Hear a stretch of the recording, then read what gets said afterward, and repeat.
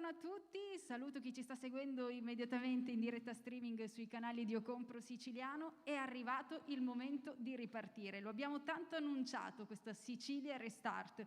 Giorno 1 settembre è arrivato, ci troviamo al Museo Riso ed è da qui che vogliamo ripartire tutti insieme. E allora nel darvi il benvenuto vorrei che questa accoglienza la facessero i fondatori di Ocompro Siciliano, Davide Morici e Giuseppe Giorgianni. Buongiorno a tutti, grazie agli intervenuti, grazie a chi ci segue e grazie innanzitutto a chi ci ospita, ovvero l'assessorato ai beni culturali che ci ha permesso di utilizzare questa bellissima location, quindi ringrazio l'assessore Alberto Samonà, ringrazio il direttore del Museo Luigi Biondo e ringrazio anche l'assessorato al turismo l'Arsi che ci hanno supportato in questa bellissima avventura di ripartenza, perché crediamo, abbiamo sempre creduto, siamo partiti noi come Io Compro Siciliano in un momento Covid, quindi nel primo lockdown, quindi crediamo, visto che ancora siamo dentro queste logiche, ma crediamo che si può creare, si può ripartire, si può fare tanto anche con quello che viviamo, seppur con tanto di difficoltà, ma oggi sempre più quello che portiamo avanti è la parola comunità, lo dico, lo penso, sempre più comunità, unione tra imprese, unione tra privato e pubblico, e oggi Io Compro Siciliano vuole sempre più diventare garanzia di comunità, garanzia di Made in Sicily e garanzia di promozione di questa bellissima isola che è la nostra Sicilia. Quindi onorati di iniziare questi 2 giorni di convegni, 4 convegni che tratteranno sia la cultura, il sociale oggi pomeriggio alle 3:30, domani alle 10:30 impresa e domani pomeriggio turismo, più 2 momenti di spettacoli, quelli degli artigiani della cultura, questa bellissima immagine degli artigiani, chiunque crea con le mani o con la mente è un artigiano e proprio per questo abbiamo queste esibizioni soliste degli artigiani della cultura e domani sera invece Sisi On Air, il talk show, la nostra produzione che abbiamo portato avanti in TV, abbiamo portato avanti sul web e che domani in versione live faremo al Museo Riso. Quindi onorati di esserci, onorati di portare avanti questa bellissima esperienza. Lascio la parola al mio cofondatore con cui condividiamo questa bellissima avventura che è quella di Io Compro Siciliano. Sì, ringrazio tutti, ringrazio chi ci ha permesso di far svolgere questa iniziativa. Sicilia Restart significa proprio ripartenza, significa ripartenza in un momento delicato perché è 1 anno e mezzo che ci fermiamo, ripartiamo, ci fermiamo, ripartiamo e la gente in questo momento è veramente in una situazione di disagio. Noi vogliamo fornire un po' a tutti una sorta di ottimismo consapevole per dire siamo qui in questa situazione ma dobbiamo ripartire a tutti i costi e quindi abbiamo proprio organizzato questo appuntamento fondandolo su 4 punti chiave di ogni comunità, che sarebbe la cultura, il sociale, le imprese perché sono il motore di tutto e il turismo perché la Sicilia vive di turismo. La Sicilia, come dico io sempre, non è una regione, è un continente, non gli manca nulla, abbiamo tutto e dobbiamo sfruttarlo al massimo per portare la Sicilia agli occhi di tutti nel mondo, ma nello stesso tempo portare il mondo in Sicilia. Adesso passo la parola al padrone di casa, il direttore del museo, e grazie a tutti di essere qui. Grazie per questa occasione. Io in verità dico sempre che non sono il padrone di casa, ma una specie di capocondomino di una realtà che io chiamo sempre la Casa dell'Arte, la nostra Casa dell'Arte, perché è una struttura pubblica che condividiamo con nessuno. Credo che la scelta di questo luogo, in maniera particolare di questo ambiente, che è la sala che ospita l'installazione di Yannis Kounellis, sia la più indicata per questa occasione che capita in un momento così difficile. Questa realtà capovolta degli armadi che sono appesi al muro di Yannis Kounellis è un nuovo modo di vedere la nostra Sicilia, i nostri beni culturali, il nostro modo di approcciarci all'arte. E arte è vita da sempre. Questa occasione è importante, preziosa per ribadire tutto questo e per ripartire dall'arte, dalla bellezza che deve scuotere dal nostro animo la polvere e le scorie che abbiamo accumulato in questi mesi.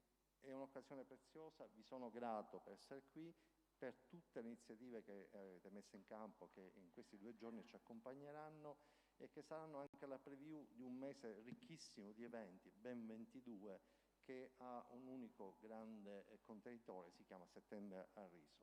Questo autunno è l'autunno della ripartenza in Sicilia. Grazie. Grazie direttore Luigi Biondo. Adesso vorrei cedere il microfono all'assessore regionale ai beni culturali e identità siciliana Alberto Samonà. Quest'oggi anche la delega del presidente Musumeci. Bisogna ripartire, bisogna farlo insieme, e ripartire quest'oggi da questo luogo con un dialogo sulla cultura è veramente importantissimo. Grazie Eliana. E grazie agli amici di Io Compro Siciliano per questa riflessione sulla cultura. Sì, porto il saluto del Presidente della Regione Siciliana, l'onorevole Nello Musumeci. E come vedete, entro subito nel merito, visto che poi dovrò andare via. La Regione Siciliana, al netto di tutto quello che sta avvenendo nella nostra isola, non si è fermata dal punto di vista della politica culturale. E se oggi siamo in grado di inaugurare, come diceva il direttore Biondo, una rassegna di oltre un mese con più di 20 iniziative culturali dedicate all'identità siciliana, declinata nei suoi molteplici aspetti, quella identità plurale che contraddistingue da sempre l'unicità della nostra isola.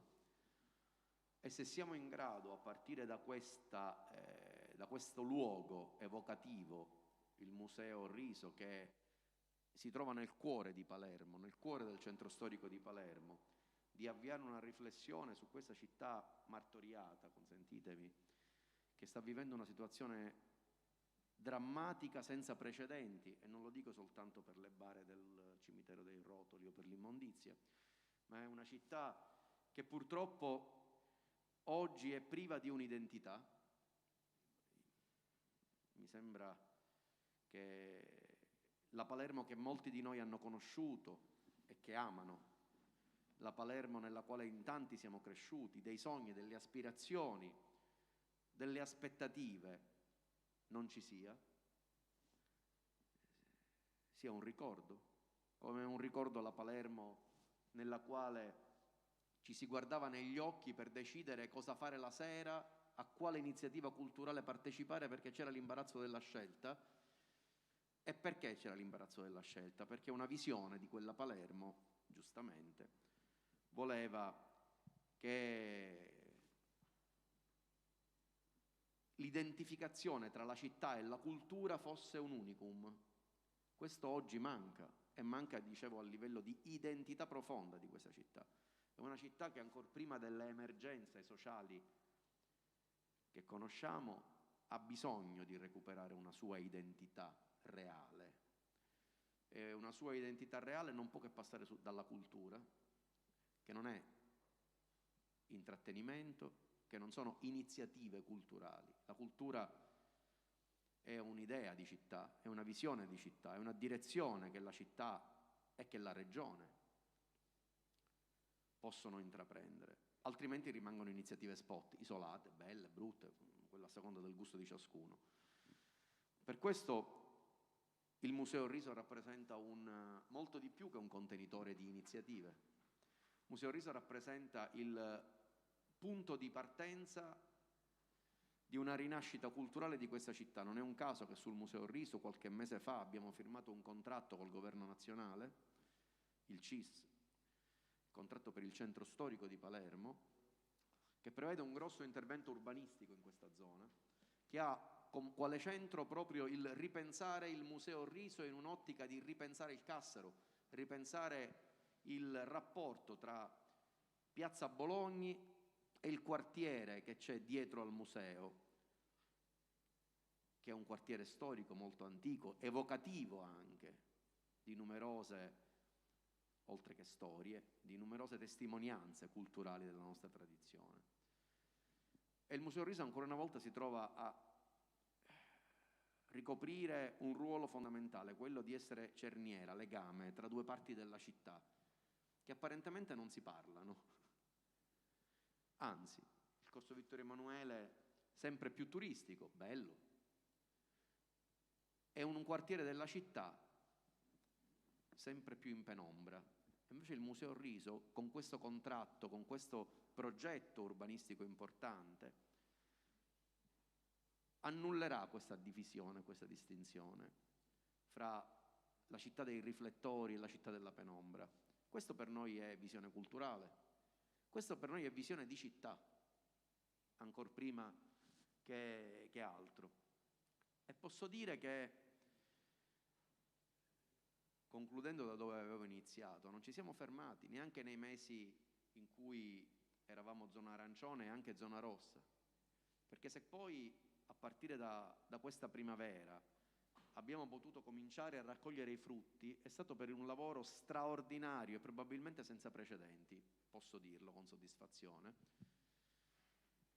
Questo lavoro che è stato fatto da parte dell'assessorato dei beni culturali e dell'identità siciliana, se oggi in tutte e 9 le province siciliane sono state attivate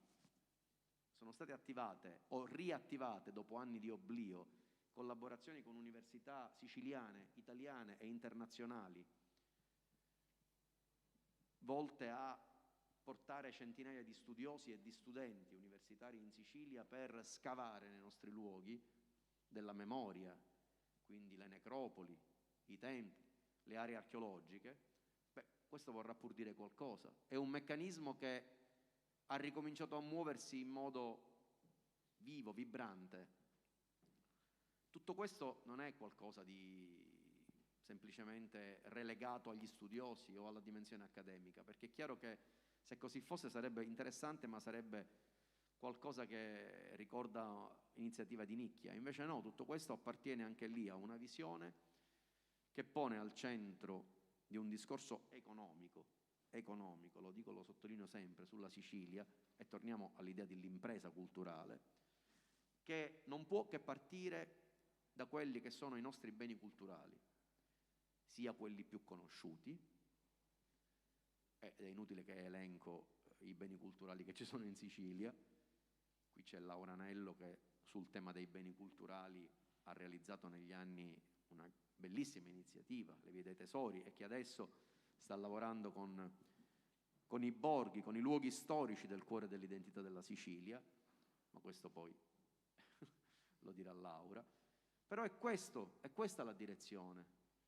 La direzione è quella di una Sicilia che investe sui beni culturali, perché è un'arma pacifica, ovviamente, che è stata sfruttata, mi perdonerete il verbo, fin troppo poco negli anni passati, e che fin troppo poco è stata utilizzata, anche questo è un verbo infelice, per, a partire dalla valorizzazione dei propri beni culturali e del patrimonio,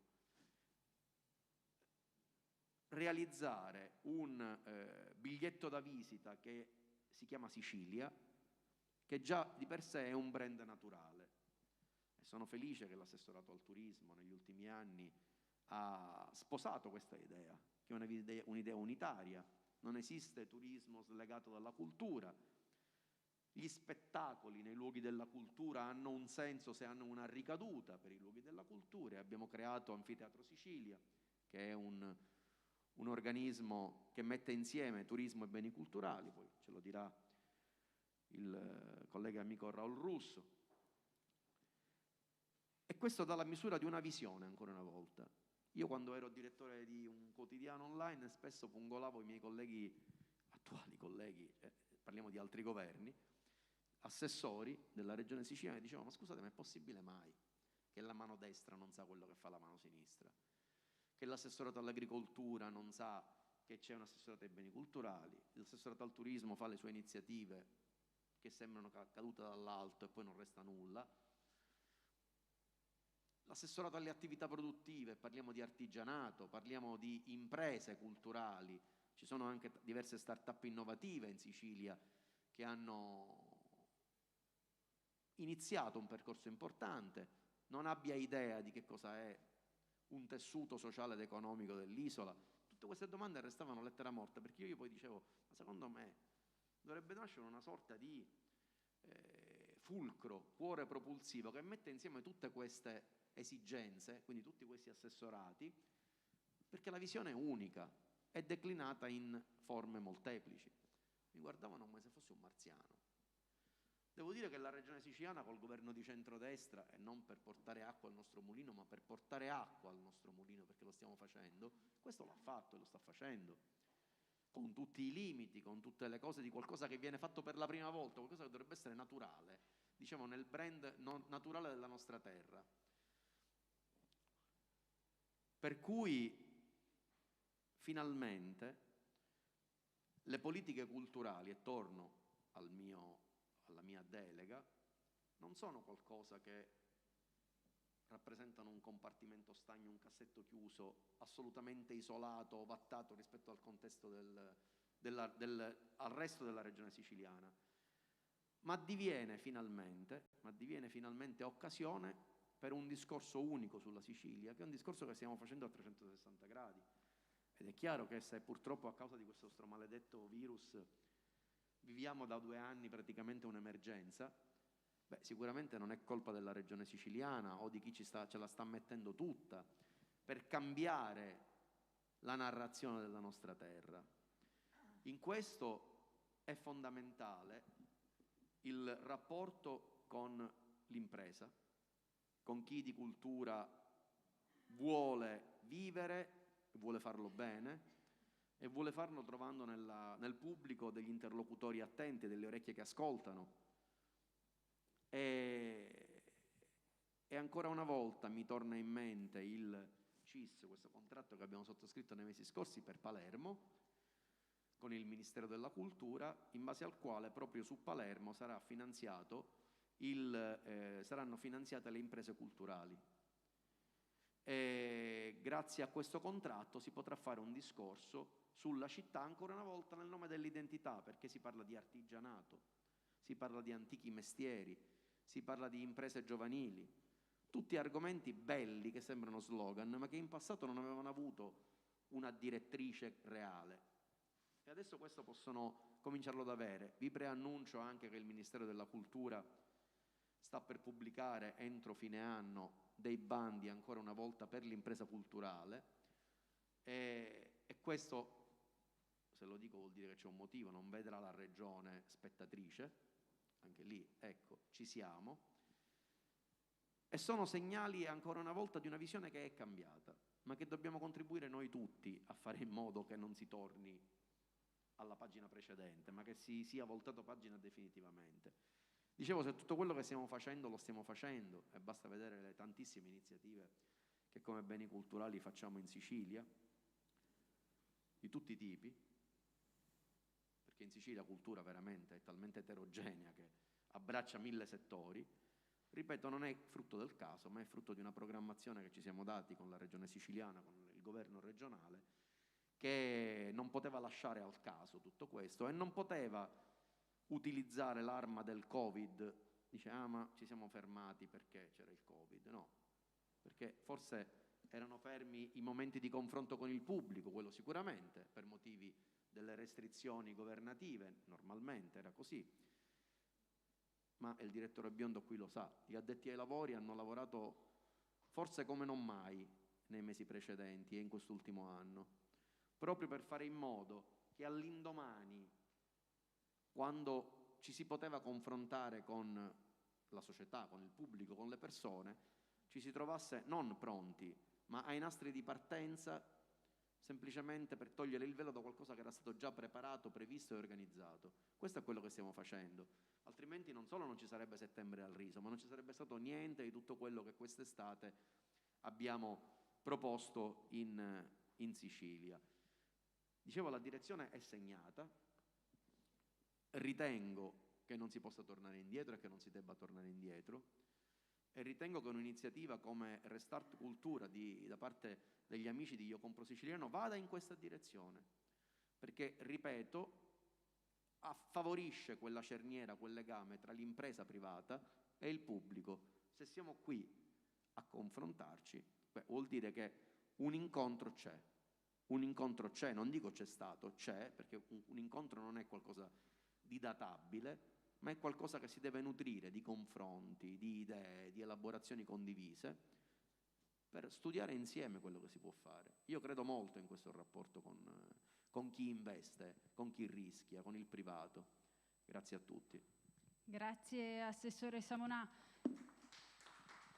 E in questo territorio di cultura facciamo anche cultura del territorio, le due cose camminano insieme, le due cose si rinforzano insieme. È stata citata poc'anzi la dottoressa Laura Anello, l'ideatrice e curatrice delle Vie dei Tesori, e qui le due parole chiave sono proprio quelle, cultura e territorio, ed è un connubio che ha riavvicinato tantissimi alla propria stessa terra, alla propria città, portando a riscoprire quanto magari era dietro l'angolo e non si conosceva, quindi c'era un bisogno immenso di tutto questo e lo si conferma edizione dopo edizione. Sì, grazie. Io sono davvero d'accordo con quanto diceva poco fa l'assessore Samonà, che cultura non è intrattenimento, non perché sia pesantezza, ma perché secondo me davvero in questo anno e mezzo abbiamo capito come mai che la cultura e i luoghi della cultura sono delle infrastrutture della comunità intorno alle quali ci riconosciamo, ci ritroviamo, troviamo nuovamente il nostro ruolo, il nostro senso. E davvero l'anno scorso noi abbiamo fatto un'edizione di Vie dei Tesori che definisco eroica senza voler enfatizzare, perché eravamo a settembre-ottobre, quando la pandemia, che speravamo sconfitta, rialzava la testa, e io ricordo ci siamo appunto trovati a gestire 350 luoghi in tutta la Sicilia, con tutto il carico della sicurezza.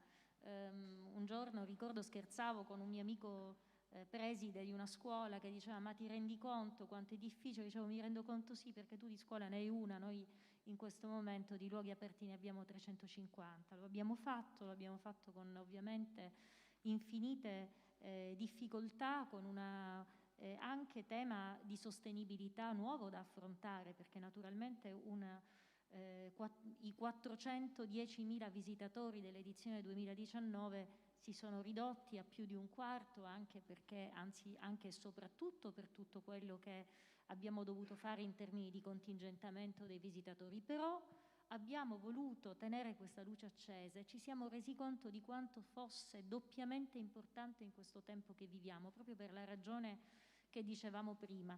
Io racconto sempre la prima apertura che abbiamo fatto di un rifugio antiaereo che c'è qui a Piazza Pretoria, proprio a Palazzo Municipale, rifugio che era sostanzialmente scomparso dalla memoria.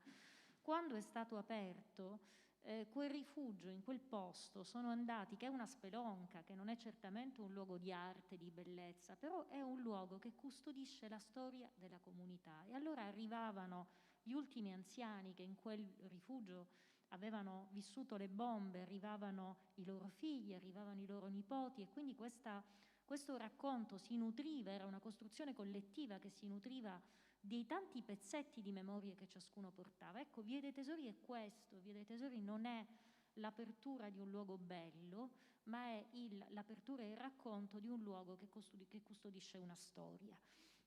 Chiudo raccontando brevemente questa esperienza che stiamo vivendo in questi giorni, questo nuovo progetto che si chiama Borghi dei Tesori Fest. Abbiamo messo a regime, abbiamo messo in circuito 58 borghi di tutta la Sicilia, scoprendo dentro patrimoni straordinari e nascosti, castelli, chiese, miniere, palazzi nobiliari, terrazze, giardini. E lì il tema vero è questo qui, ma questo meriterebbe un altro convegno. Cioè, da questi borghi i giovani fuggono più di quanto non fuggano dalle nostre città. Sono stata recentemente, seppur non sia coinvolta in questo momento in questo progetto, ad Aragona. Aragona, in provincia di Agrigento, è la capitale dell'emigrazione italiana, cioè il più alto tasso di emigrazione in Italia. In questo paese c'è un palazzo del principe con degli affreschi di Borremans, c'è un parco minerario tessuto di memorie di Pirandello, ci sono luoghi di bellezza e di interesse, cammini letteralmente sulla storia.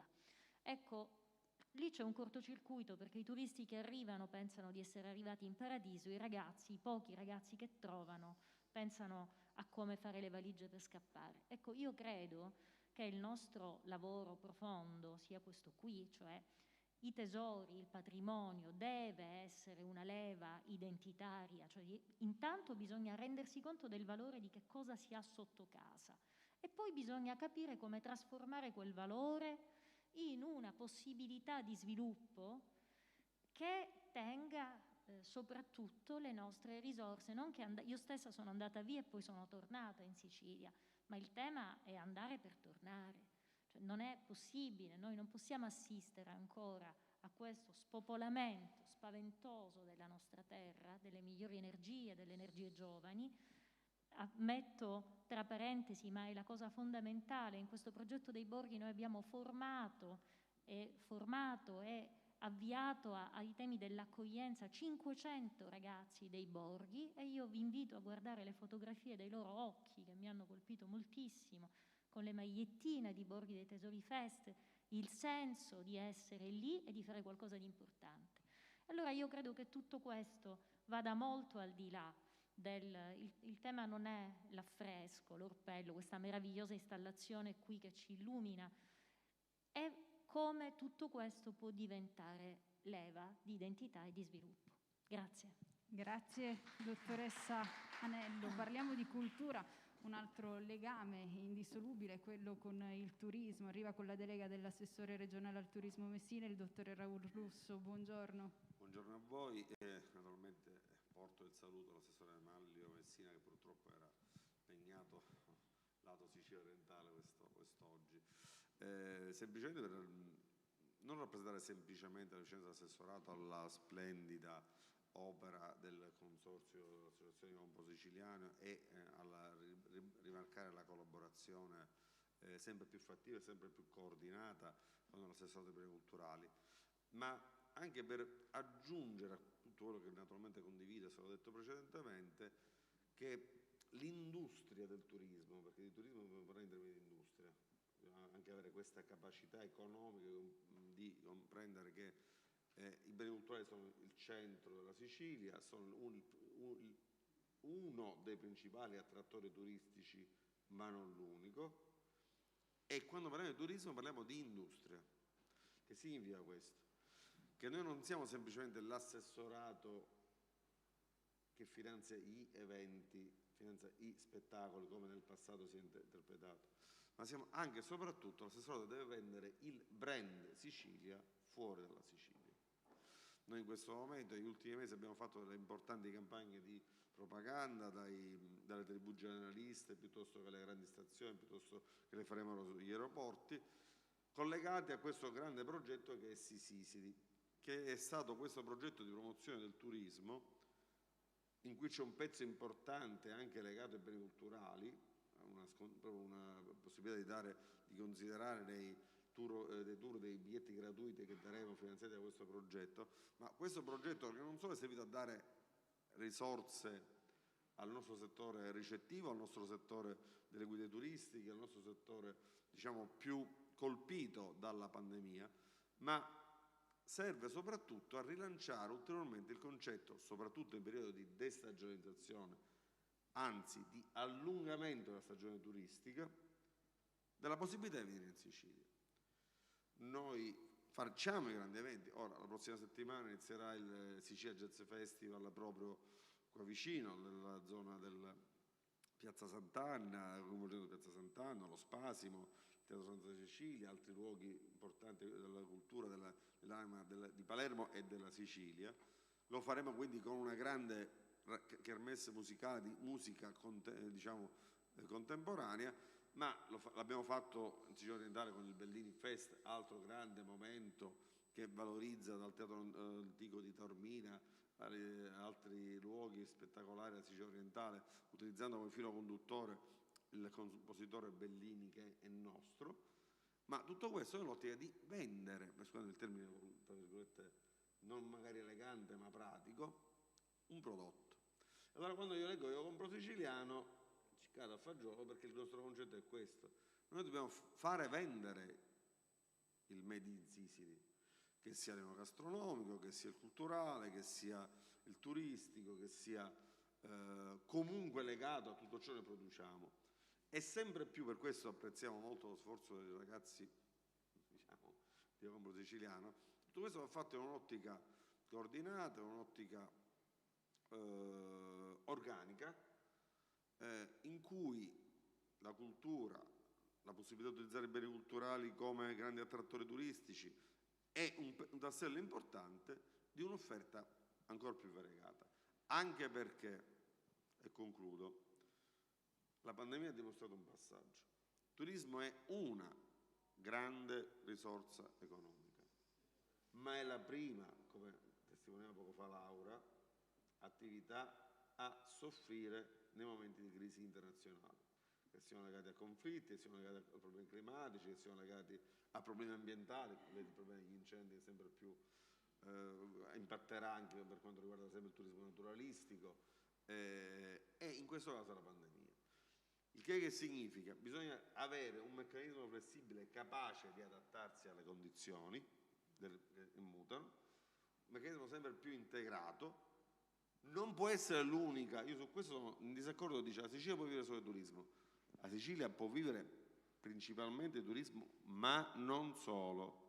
Non esiste nessun sistema economico complesso che possa vivere semplicemente di un fenomeno legato ai servizi. Questo dobbiamo anche mettercelo in testa. Quindi la formazione, la creazione di attività produttive legate anche alla nuova economia, alla green economy, ma sicuramente pensare a Sicilia posso solo vendendo sdraio o vendendo tour nei musei, ce lo dobbiamo togliere dalla testa. Noi dobbiamo, per questo Ocombro Siciliano è anche importante, perché per esempio rimette in campo l'idea dell'artigianato, fondamentale. Noi dobbiamo produrre anche manualmente, manifattura di qualità moderna, non certamente l'industrializzazione selvaggia che abbiamo vissuto negli ultimi 60 anni, ma dobbiamo entrare in un'ottica che per esempio la manifattura di qualità è un brand importante che supera i periodi di crisi economica.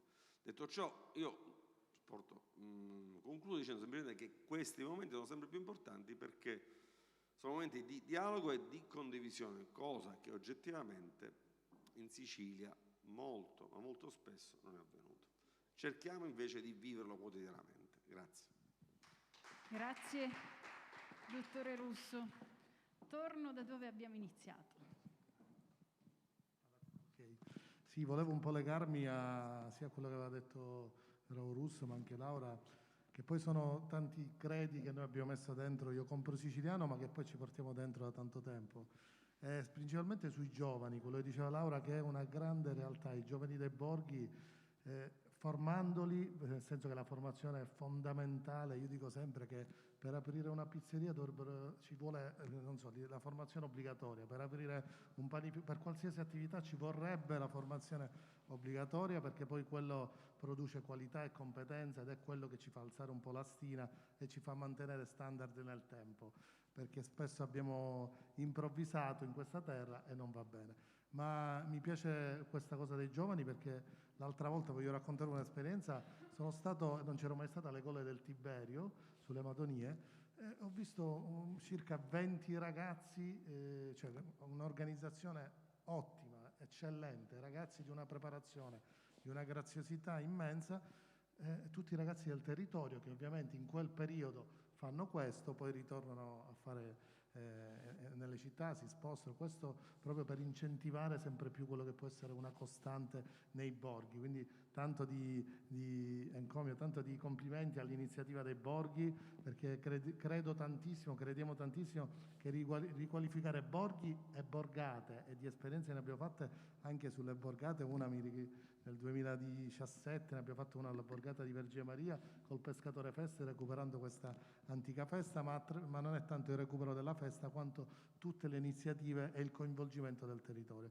Quindi alla fine tutto si traduce in sistema, che è quello che noi nel nostro piccolo, con la nostra start-up, con tanto di orgoglio vogliamo portare avanti, mettere in connessione il pubblico, il privato, la formazione, tutto quello che è l'unione di forze per creare quella comunità, per promuovere la Sicilia nel mondo, come diciamo sempre, come prodotto. Il prodotto sia l'artigianato, sia il prodotto agroalimentare, ma sia l'arte, il nostro essere siciliani, promuoverli nel mondo, ma anche il mondo in Sicilia come turismo. Quindi io vi ringrazio intanto per le attività, per tutto quello che fate, per le vostre competenze e ancor più per aver testimoniato oggi in questo dialogo sulla cultura iniziale e in questa inaugurazione di 4 giorni, di questi 2 giorni, di questi 4 convegni, questa Restart Sicilia, questa ripartenza.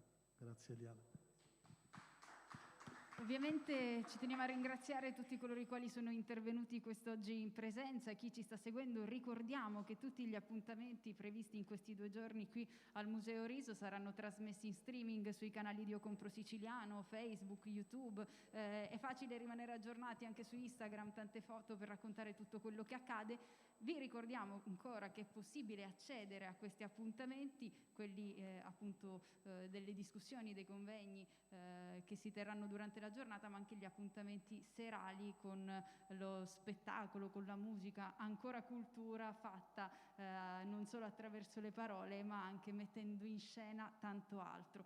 Per partecipare è importantissimo prenotare, si accede gratuitamente, ma basta accedere appunto ai canali di Io Compro Siciliano per trovare i form da compilare per prenotare, per rispettare tutte quelle che sono le normative ai quali ormai da 1 anno e mezzo tutti quanti ci siamo dovuti abituare. Grazie a tutti quanti per essere stati qui con noi quest'oggi. Inizia insieme a noi il Settembre a Riso in questa collaborazione che è nata e inizia soprattutto Restart Sicilia. Grazie a tutti, buona giornata.